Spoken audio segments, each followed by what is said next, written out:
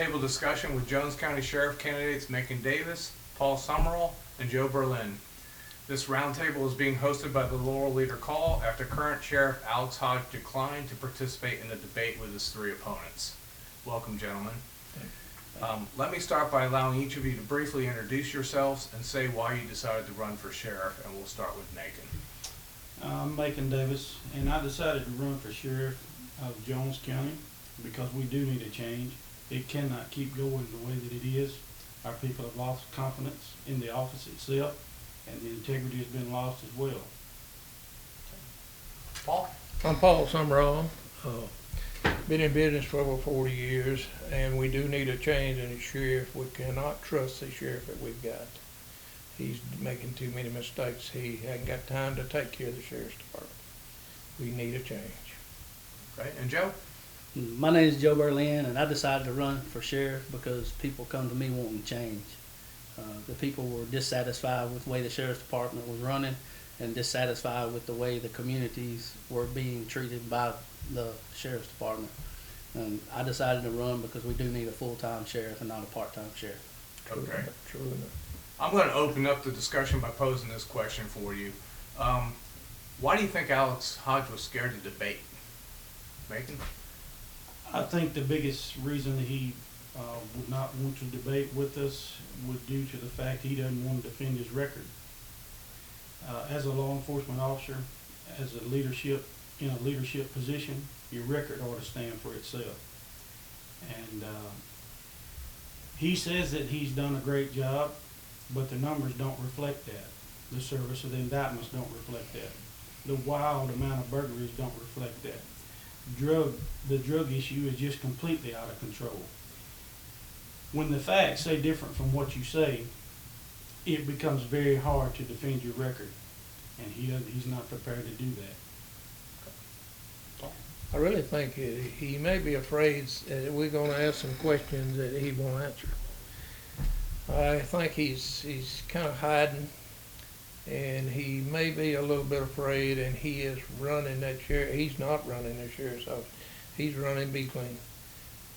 He ain't got time to run the sheriff's office. That's the reason all these indictments and everything has got thrown out, and it was very simple to fix, and he let it slide, and we've let that go. I believe he didn't want to debate because of the simple fact that in the last 3 years, all the scrutiny that has come down on him with the Lion Ranch road raid, the indictments not being served, the backlash he gets from the communities about not solving some of these burglaries, and you know, I just don't think he wanted to hear anything. He didn't want to accept none of our questions. Okay, and Joe, I'll start back with you on this one. There are a lot of topics to cover, but let's start with the one that has captured the attention of the entire county, and that's the one you mentioned, the raid on Lion Ranch Road. What do you think about the way the sheriff handled that situation, and how would you have handled it differently? I don't know all the particulars about the whole case, but what I do know about the case is that the situation should have been handled a little differently, I believe. You're dealing with a person that has a lot of valor, being a Purple Heart veteran, and also a woman that had a desire to help with animals. I believe there's more information that led to this that nobody really knows about. If it would have been me, if I would have went out there and seen the condition that these animals were in, I would have at least tried to talk to her or talk to both of them and ask them, was there anything we could do to help them, not pose them in front of the jail, not parading them around in handcuffs and leg irons. And you know, there's ways to help people without making yourself look good, and I just don't agree with the way it was handled. Understand. Paul, you got anything to add to that? Or? I feel similar the same way. These people was real mistreated. Alex could have gotten his truck, went out there and talked to these people, but he didn't. He decided to call the animal rights people, get up about it. He thought he would get publicity out of this. This was handled wrong from get-go. This man has got Alzheimer's, a little Alzheimer's. He's a Purple Heart. He's a veteran. You do not do old people that way. These people are taxpayers and citizens of this country, and they should have been treated with respect, and they didn't. They drug them through the mud, and that was all wrong. And it's all in Alex's hand. He was the man in charge. Mickey, you wanna say anything? I would like to answer the question in reverse, if Okay. possible. Sure. Had I been the sheriff, I would've went there myself and spoke with the folks. Once I learned their situation, and learned of his military service, we all agree that just because he's a Purple Heart recipient, it does not give him a pass to break the law. But he has proved that he's worthy of our respect by his service to the country. Sure. So with that said, I would have changed from seeing what laws had been broken. I would have changed at that point to a situation of what can I do to help. I think after talking with them, it would have been clearly and honestly a situation where they were trying to do all they could do, but their resources became limited. And so, with that being said, the publicity, I mean, there's no factor that I can tell, based on what I know about it, that he handled it in a way that would have been part of the solution. All he wanted to do was make a big name out of it. And for that, it's unexcusable. I'm going off script here, but let me ask you this. You were a member of the sheriff's department. Yes. Is it typical for animal abuse case to never step foot on the property and look at what's going on before an investigation is launched and before a raid is undertaken? Because it seems odd to me. It is odd. It's been my experience when I worked there. If calls would come in concerning animals that appeared to be malnourished, we would go and check on the animal, try to find out what we could. Normally that situation would warrant a warning. Okay, if they appeared to have the means to take care of the animal and wanted to take care of it, they didn't want any intervention, then we gave them a warning. We would check back in a month or so, a couple of weeks, to see what condition the animal was in. If it had not changed, then we would take further steps. But to just pounce, and I think the sheriff made it very clear on TV, it had been a 3-month investigation. He said 3 months. In 3 months, we could have known every in and out, the who, the what. I mean, there would have been no reason to not know anything. There should have been nothing left out of had it been a 3-month investigation. But I don't think that it was. I know it wouldn't. I think it was an opportunity. Really bad handle. I think it was an opportunity he took to seize the moment. Yeah. And it turned out terribly wrong. Right. Well, and Paul, you mentioned the publicity aspect of this. It's a little odd that he never stepped foot on the property, but WDAM was alerted to come out there that morning, and he took his own television cameras and shot his little internet show on there. I think most people in the county think that's pretty disgusting that somebody would do that. Everybody I've talked to in the county is disgusted about the way the sheriff, it's an embarrassment for this county for a sheriff to do what he done to these people. He could have went down there and talked to these people and treated them with respect and seen what kind of condition and what he tried to help them instead of calling everybody he called in because he thought that was going to help him. That's exactly where this comes from. He thought it was going to be a shot in the arm for him, and it backfired on him. And really, people are mad about that, and I'm mad myself. I think all three of us are. You don't mistreat old people like that just because you got an opportunity. He used some people. So you Right or wrong, the respect level that was given that day there was none. And that's one of my main focuses is respect. We're gonna treat everybody with respect. You know, I treat everybody the same. You don't treat them no different than you treat anybody else because it will come back on you. As a veteran of law enforcement, was it necessary on a misdemeanor charge to arrest them and have them paraded in front of cameras and strip searched? And I think in the beginning they thought they was gonna have some kind of big felony charge or something like that on them, and I think that was one of the things that backfired on them. That come back, it was just gonna be a misdemeanor charge, and now you're stuck And here we are over a year, almost a year later, and we still ain't even got a verdict on it. And, you know, that's not fair to them. It's just a misdemeanor. We go through misdemeanors every day. Before we move on from Sure. that, to the folks that'll be watching and listening to this, you have to ask yourself, what was accomplished by taking those two older people into custody? What was accomplished by that? Did it bring any of the dogs back? Absolutely not. No, and apparently they lost their personal pets out of this deal, which they were promised not to lose, so it seems even worse than. He had to euthanize those pets, and that was, you know, people think of pets more like their kids. Right. Yeah, And so- it's a terrible tragedy. It was handled all wrong. So when you ask yourself, what was accomplished? Nothing was accomplished except that these people are continuing to pay for a crime that they were not guilty of. It does not appear to me that they were guilty of anything other than having too big of hearts. Well, I I agree. appreciate it. I agree. Well, we're gonna move on. A big concern for the citizens of Jones County is the huge budget increase that Sheriff Hodge wants to ram down the throats of taxpayers. He is so determined to do this, it is quite apparent that he's trying to get his own people elected to the Board of Supervisors.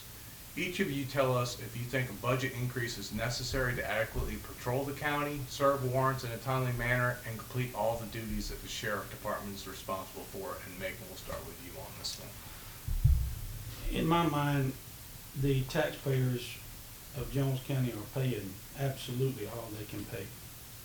I do not believe that an increase is necessary. In reference to the service of the indictments, we've heard in recent days during the sheriff's press conference that he had 2 men assigned to do that. When I worked there, 1 man did that job, did it very, very effectively.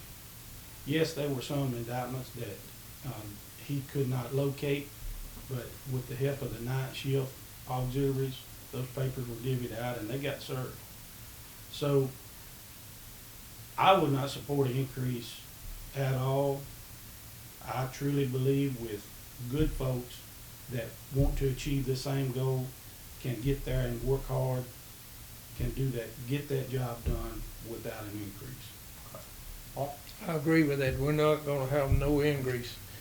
We can do this job without near as much money. We've seen that in the past. The sheriffs in the past has never got this kind of money.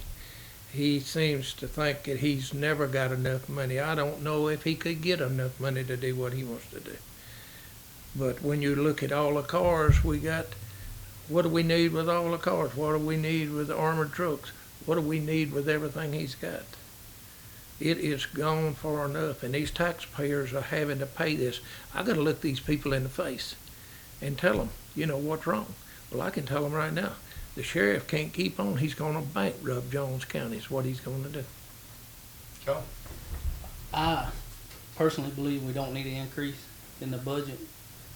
I don't know if the other candidates has even looked at some of the budget issues or whatever, but I have looked and there is room to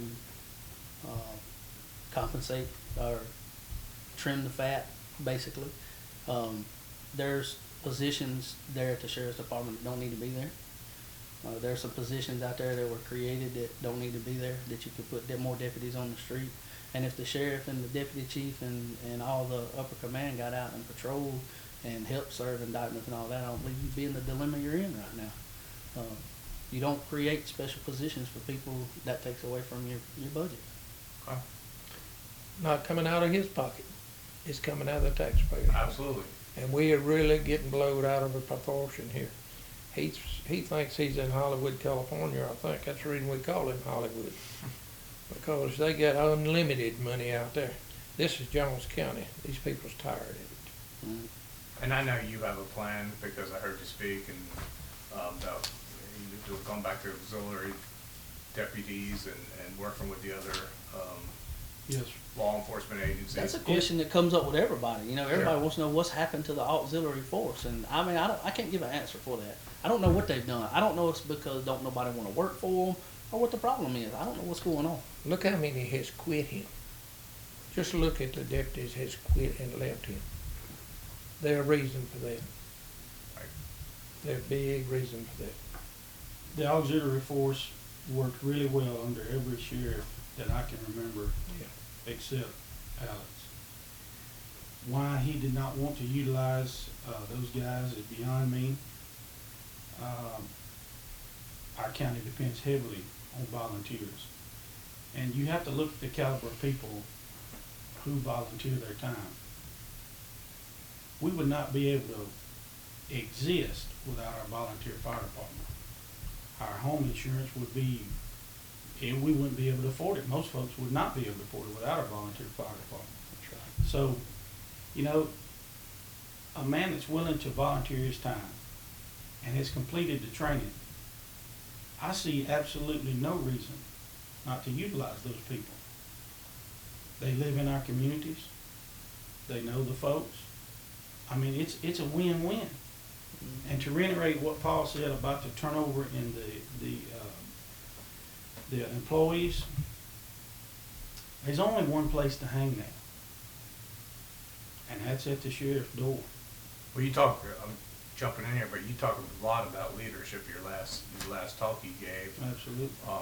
And do you want to go in a little bit on the lack of leadership that maybe that's going on at the sheriff's I department? think that is exactly why that there has been a huge turnover in the employees, the ground troops, sometimes as I refer to them, the working men and women there. Okay, the job is hard enough, but when you don't have confidence in your leadership, or either you don't feel like that they support the decision, the split-second decisions that you're making, because when you're out here, 45 minutes from everyone else, and it's just you and them, you only have split seconds to decide whether you live or die.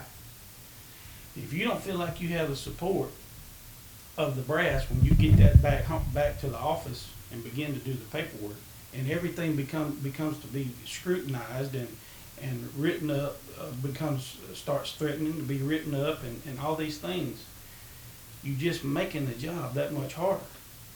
Okay, if you can't trust your people to go do the job without constantly reminding them that you're going to be reprimanded this or that, then you need to change those people. But don't run the good folks into the dirt. Let me ask all you guys this, again, off script. Is there any theory that you guys have as the reason that he hires so many people from out of the county?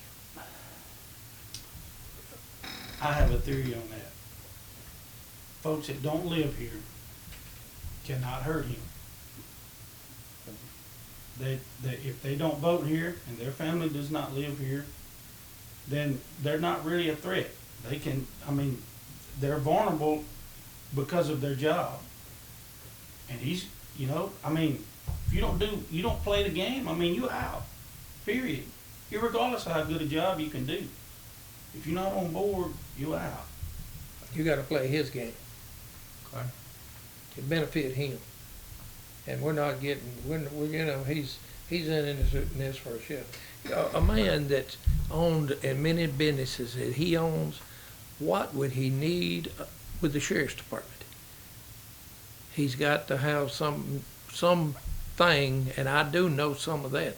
He's taking jobs out of Jones County taxpayers, taking the jobs away from them. And he's taking up the jobs, because I was sitting in the meeting. I know what he's done. Well, since you brought this point up, and I know it's a later question here, but I'll jump right into it. What do you guys think ethically about the fact that we have a sheriff who's not just running another business or a couple other businesses, but really has gotten quite wealthy since the time that he took over the sheriff's role?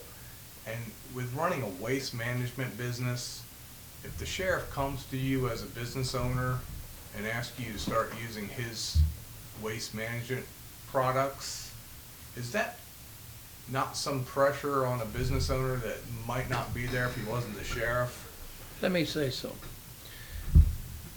Last week, he had a truck working in Jones County, and I mentioned something about his truck being working in Jones County. The next day, they had another company doing this job, because I mentioned that he didn't want that brought out, that he had one at that point working. He's made his money of the people in Jones County. He's done it illegally. The Ethics Commission, you can read that letter, and you have read it, we've all read it. He's working illegal.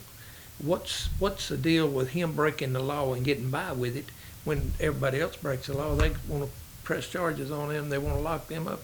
What about him?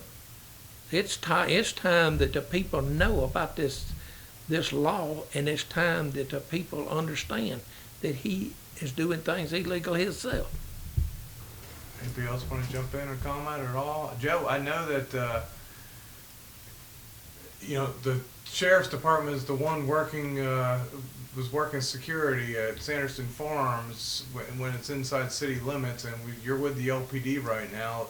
Something doesn't seem quite kosher with the fact that happened. Well, I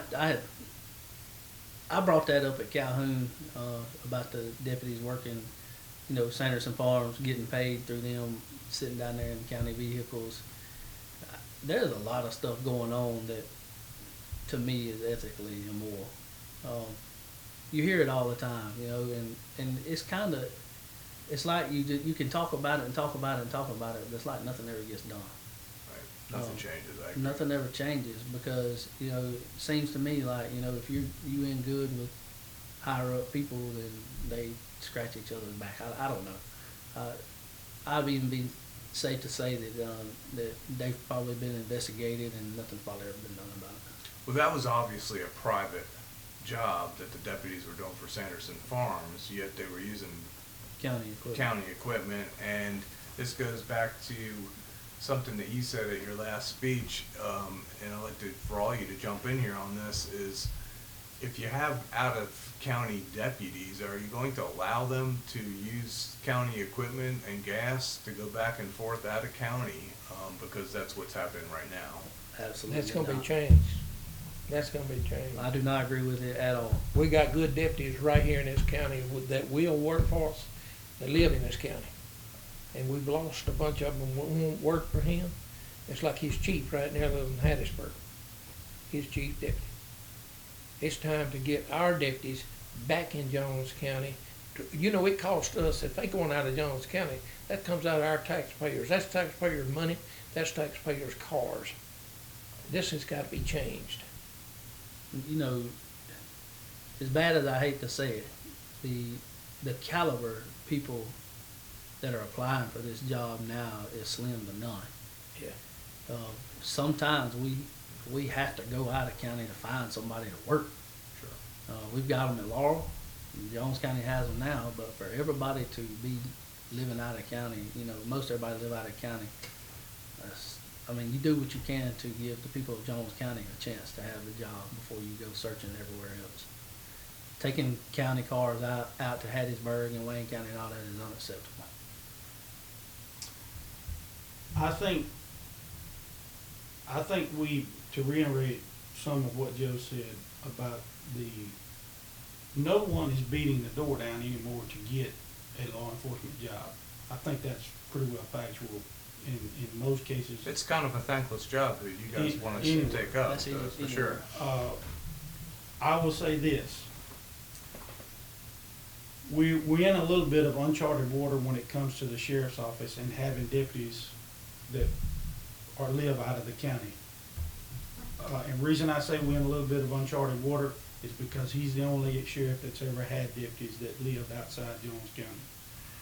The purpose of assigning a car to a deputy sheriff, because just for the simple fact that Jones County is so rural. The point used to be to try to get deputies that live pretty well scattered out around. So there was someone relative close to most communities. Their car was at home, so they could intervene even if they were off duty or if they were called in. They had their car, they were able to intervene. It's now coming down to dollars and cents. Okay? We know our budget is in a mess. Okay? And to just multiply that mess by spending gas to go, so much further than if they lived within Jones County, we're just to a point where we can't do that anymore. So to say that we're gonna close the door completely to folks who do not live in Jones County, I'm not willing to go there, because I know that as a whole, law enforcement is just not a job that people want anymore. Now, there are reasons for that, but that's a horse of a whole nother color for another day. But the fact is this: you have certain positions there that are on call, okay? And if you can't fill that with a person from here, then it's gotta be filled with someone. So I think if you end up having to keep people who are out of the county, that live out of this county, you're gonna have to move those around some way, that if they're to address the issue of them being on call. Because if they're on call and you want them here in a reasonable amount of time, if it's an emergency, you know, there's all kinds of things we get into with them being in their personal vehicle responding to an emergency, you know, thus and so forth. So it's a delicate situation, but we can't kick the can down the road anymore. We just can't pretend that it's not putting undue strain on the budget to pay for that gas for them to go and come from these different areas. It just can't be kicked down the road any further. Sure.